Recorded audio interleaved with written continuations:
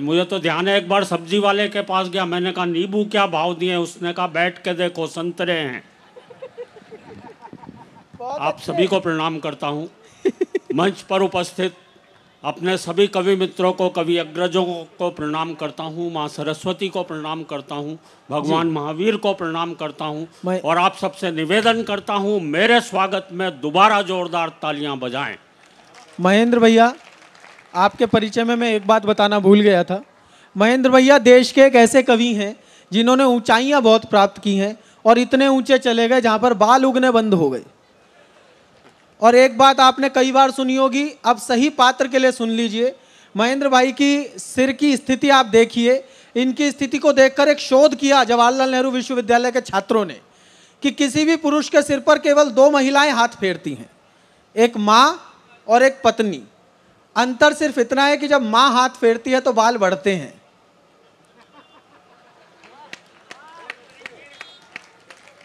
महेंद्र भाई के सिर पर पूरे मोहल्ले ने फेर रखा है।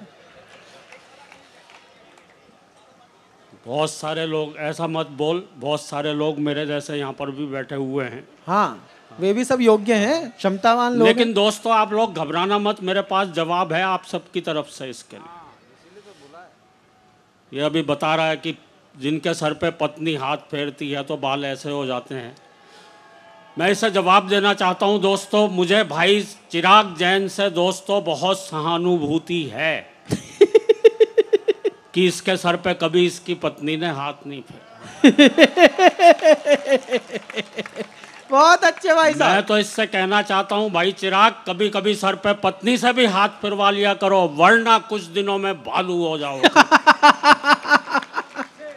और भालू के रूप में यह संचालन करता हुआ कैसा दिखाई देगा आप कल्पना कर सकते। ओहो, बड़ी दरअसल क्या है, ये बालों वाले कवि जो हैं दोस्तों, ये हम गंजे लोगों से जलते हैं। अच्छा, इन लोगों से हमारे सुख नहीं देखे जाते। सुख? गंजे व्यक्ति को क्या क्या सुविधाएं प्राप्त होती हैं। देखो दोस्तों, बारिश की पहली बूंद कब गिरी ये मौसम विभाग से भी पहले हम लोगों को पता चलता। सुबह सुबह पर एक दिक्कत होती, सुबह सुबह उठते हैं तो ये पता नहीं चलता मुंह कहाँ तक धोएं। एक बार तालियां बजा दें दोस्तों, मैं शुरू होता हूं। बहुत अच्छे महेंद्र भैया। मैं उन श्रोताओं को विशेष रूप से प्रणाम करता हूं जो अपने जूते भी सामने लेकर के बैठे हुए हैं। बस भैया इनका प्रयोग मत शुरू कर देना। वैसे भी जैन समाज का मंच है, किसी भी तरह की जूता फेंकना भी एक तरह की हिंसा हो सकती है। हाँ। आप लोग बड़े मन से सुन रहे हैं, बहुत अच्छा ढंग से सुन रहे हैं। मैं तो देख रहा हूँ यहाँ पे 2 बच्चे सो रहे थे। ये कवि सम्मेलन बहुत सफल हो रहा है शुरू से ही। हम 2 बच्चों को सुलाने में कामयाब हो चुके हैं। बहुत अच्छे महेंद्र भैया। बाकी कवियों का लक्ष्य आप सबको भी सुलाना है, मतलब घर जा कर के सो जाएंगे आप लोग तो। लेकिन बहुत मन से सुन रहे हैं। हर जगह भाई साहब इतने अच्छे ढंग से नहीं सुना जाता। अच्छा, कवियों सही बता रहा हूँ, कहीं कहीं तो हमें ऐसे उखाड़ने वाले लोग मिलते हैं। कभी अपनी कविता की एक लाइन पढ़ता है, सुनने वाले इतने उस्ताद दूसरी लाइन अपनी तरफ से। बिल्कुल सच्चा किस्सा बता रहा हूँ। यहीं दिल्ली में मेरे पड़ोस में एक कवि सम्मेलन चल रहा था। एक नए कवि आए, आते ही उन्होंने कविता की एक लाइन पढ़ी, बोले मेरी मम्मी ने कुत्ते का एक पिल्ला पाला। तभी श्रोताओं में से एक खड़ा हुआ, बोले और उसे मंच पर छोड़ दिया। बहुत अच्छे। बहुत अच्छा नहीं, ये तालियां बजाने वाली बात नहीं थी, क्योंकि ये कविता मैंने नहीं सुनाई थी, किसी और ही कवि ने सुनाई थी, यहाँ पर भी नहीं है। पर इस तरह की दिक्कतें अक्सर हमारे साथ आती रहती हैं। हमारे एक गीतकार एक जगह गीत पढ़ रहे थे, धरा बेच देंगे, गगन बेच देंगे। तभी एक खड़ा हो गया, बोले भैया ये बता दे फिर कहाँ रहेंगे जब सारी चीजें बेच दोगे तो। और अभी तो राहुल जी, मैं पिछले दिनों जेल में गया। अच्छा, जेल में? हाँ, जेल में, वहाँ कवि सम्मेलन था। ओ, कभी कुछ और समझो। और एक बहुत बारीक बात आप तक पहुँचा रहा हूँ, बात आप तक पहुँचे तो एक एक हाथ उठना चाहिए दोस्तों। जेलर महोदय ने कवि सम्मेलन करवाया था और ये सोच के करवाया था कि कैदियों की सजा में थोड़ी बहुत कमी रह गई है। बोले इसलिए ना सबको कविताएं सुनवाई जाएं। अच्छा, नीचे सारे कैदी बैठे हुए थे लाइन लगाए हुए। एक कवि आए वीर रस के थे, बड़ी जोर से चीखते हुए बोले, आदमी यूं हालातों में जकड़ा ना जाता, आदमी यूं हालातों में जकड़ा ना जाता। नीचे एक चोर कैदी बैठा था, बोला भैया कुत्ते की पूंछ न दबती तो मैं पकड़ा ना जाता। एक बार तालियां बजा दो दोस्तों, शुरू होता हूँ। वाकई में बहुत बढ़िया सुन रहे हैं, बहुत अच्छा आपके बीच आकर के लगा। और अभी तो हमारे 2-3 कवियों ने कोशिश की, पाकिस्तान को काफ़ी हालत में निपटा दिया है। मैं भी पाकिस्तान को श्रद्धांजलि देने के लिए खड़ा हुआ हूँ। इन्होंने तो बहुत अच्छी अच्छी कविताएं सुनाई, वरना भाई साहब कभी कभी वीर रस का ऐसा कवि आ जाता है, इतनी जोर से चीखता लोग घबरा के ताली बजा जाता। अभी पिछले दिनों एक कवि को सुन रहा था, आते ही चिल्लाया, बोले मैं पत्थर को पाषाण बना सकता हूँ। ओहो, मैं सोचने लगा यार पत्थर और पाषाण तो एक ही चीज है, ये बना क्या सकता है इसमें? लेकिन जोर जोर से बोल रहा था, बोले मैं पत्थर को पाषाण बना सकता हूँ, मैं मानव को इंसान बना सकता हूँ। ओहो, मैं मरघट को शमशान बना सकता हूँ, मैं ईश्वर को भगवान बना सकता हूँ। बहुत अच्छे। ऐसे ही ताली बज गई जैसे आप बजा रहे हो। कविता में कोई बात नहीं भाई साहब। अभी पिछले दिनों एक और कवि को सुन रहा था भाई साहब, पहली लाइन दूसरी लाइन से मेल नहीं खा रही थी। अच्छा, आते ही चिल्लाया, खाली खाली डीजल टंकी तेल चाहिए। मैंने कहा यार ये कौन सी वीर रस की पंक्ति जिसमें से तेल की जरूरत पड़ रही। दूसरी पंक्ति सुनी भाई साहब, बहुत देर तक हंसता रहा। बोले खाली खाली डीजल टंकी तेल चाहिए, आज मेरे देश को पटेल चाहिए। मैं बहुत देर तक सोचता रहा यार ये तेल का पटेल जी से क्या लेना। लेकिन उसे पता था पटेल जी पे ताली मिलेंगी, इसलिए तेल लेके आया। कह रहा आप लोग तो बड़े मन से। एक कविता विशेष आपको सुनाना चाहता हूँ। और हाँ, यहाँ इतने सारे नेता भी आए यहाँ पर, लेकिन बहुत अच्छा किया आपने, स्वागत किया उनका। भाषण उषण ज़्यादा देर नहीं चला किसी का भी है। हाँ अच्छा, मैं बता रहा हूँ, भाषण देते देते कोई नेता भाषण देने में इतना एक्सपर्ट हो जाता भाई साहब, वो किसी भी विषय पे बोल जाएगा जिसका उसे कुछ अता पता भी ना हो। एक बड़ा मज़ेदार 1 मिनट का एक भाषण आपको जोड़ने के लिए सुनाना चाहता हूँ। हुआ क्या कि मेरे मोहल्ले में एक वाटर टैंक बना, उसका उद्घाटन करने जो नेताजी आए उन्होंने क्या मज़ेदार भाषण दिया। बोले भाइयों, ये जो आप वाटर टैंक देख रहे हैं इसमें वाटर भरा जाएगा। टैंक तो हमारी फौज में भी होते हैं, पर उसमें वाटर नहीं भरा जाता। वाटर यानी पानी। ओहो, जैसे नई बात बता रहे हैं। पानी 2 प्रकार का होता है, एक साफ पानी, एक गंदा पानी। गंदे पानी में कमल खिलता है। कमल का एक फूल होता है, फूल तो गुलाब का भी होता है।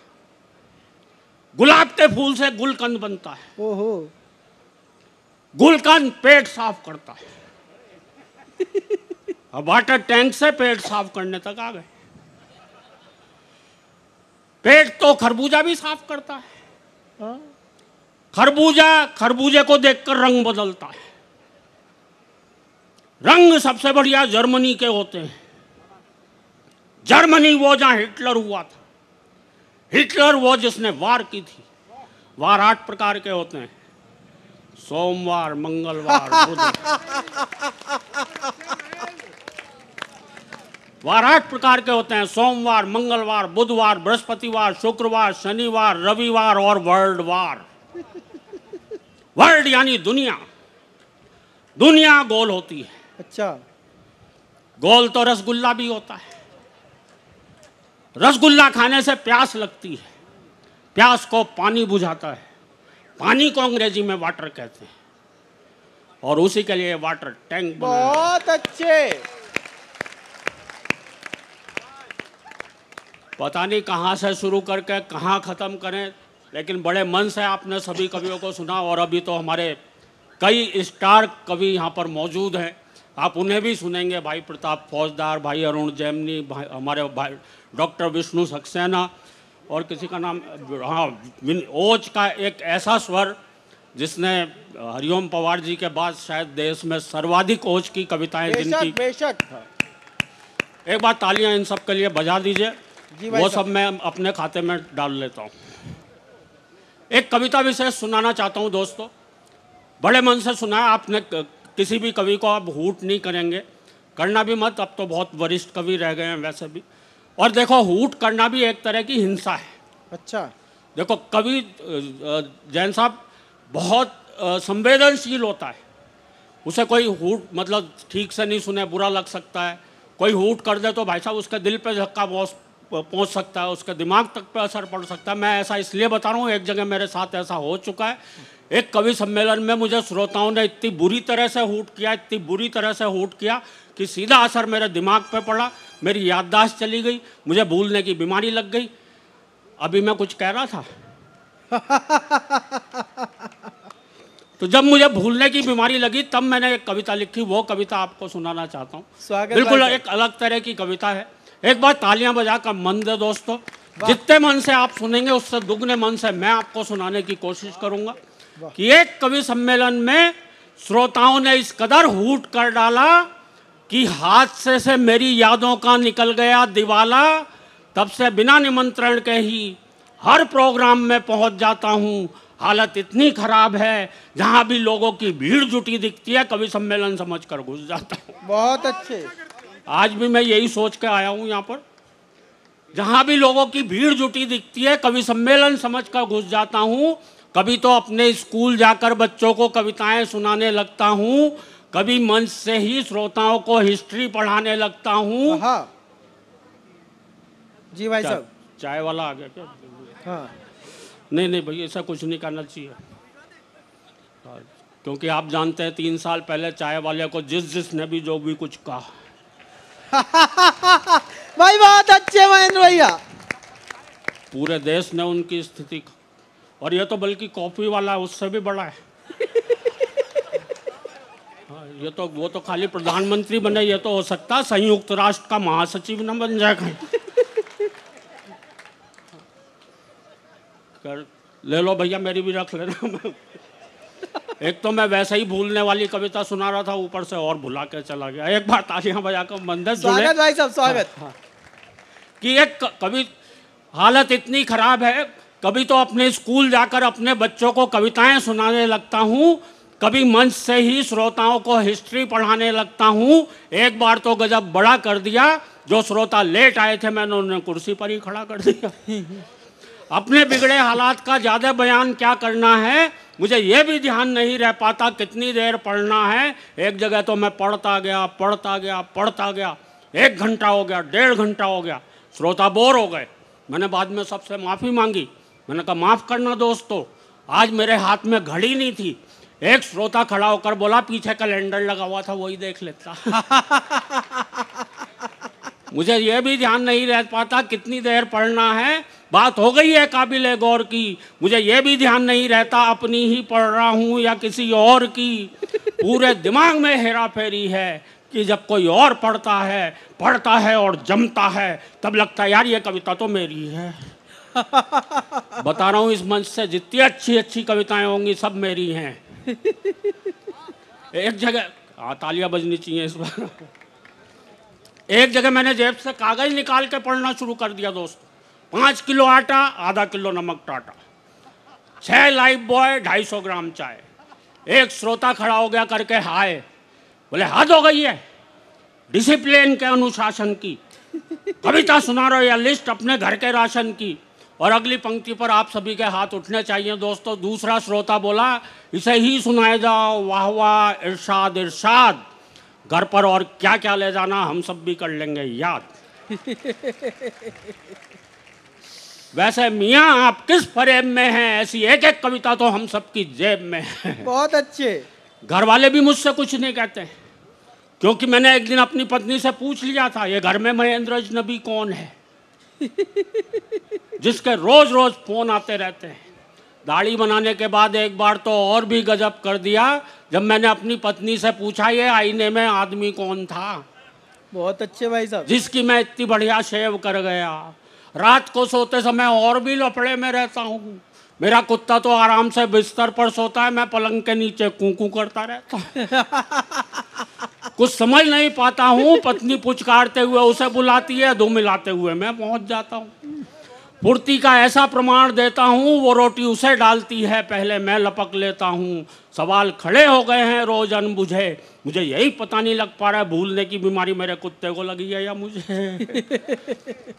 और दोस्तों, भूलने का आलम ये है, तेल हाथ में लिया सर पे मलना भूल गए, कुर्सी पर बैठे तो उठना भूल गए, चौराहे पर खड़े हुए तो चलना भूल गए। और दोस्तों, भूलने पर बहुत नई बात कहने जा रहा हूँ, आप सभी के हाथ उठने चाहिए। फिर चौराहे पर खड़े हुए चलना भूल गए। और दोस्तों, गंजे भी इसलिए हो गए क्योंकि मेरे सर के बाल उगना भूल गए। बहुत अच्छे।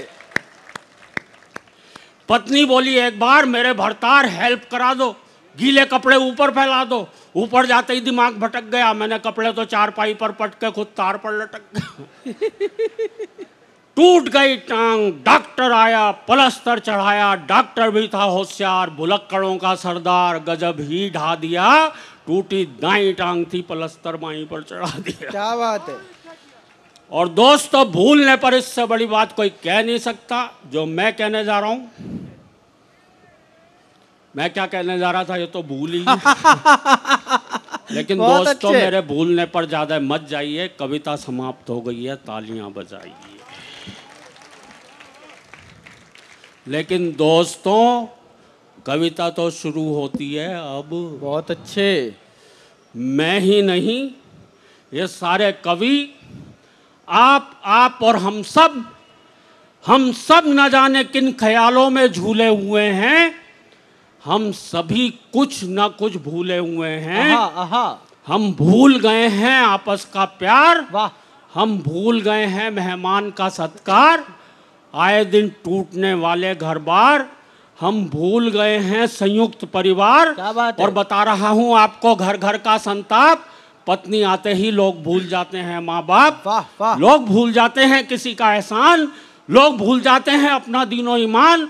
लोग भूल जाते हैं बीमार माँ की दवा। क्या बात है। हम सब भूल चुके गाँव की ताजा हवा। और हाय रे टीवी की ऐसी रवानी, बच्चे सब भूल चले दादी नानी की कहानी। वाह वाह वाह वाह वाह महेंद्र भैया वाह। हाय रे टीवी की ऐसी रवानी, बच्चे सब भूल चले दादी नानी की कहानी। राजनीति के हो चले खौफनाक इरादे, नेता जीतते ही भूल गए अपने किए वादे।